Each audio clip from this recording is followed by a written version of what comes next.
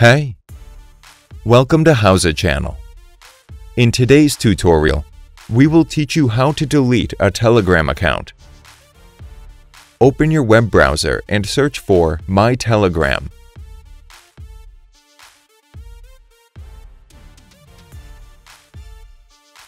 Click on the Authorization Telegram link. Enter your phone number and click on Next. Enter the confirmation code and click on Sign In. Click on Delete Account. Click on Delete My Account. That's it. Thanks for watching the video. Please like it and let us know if you use any of our tips and tricks. Subscribe to our channel.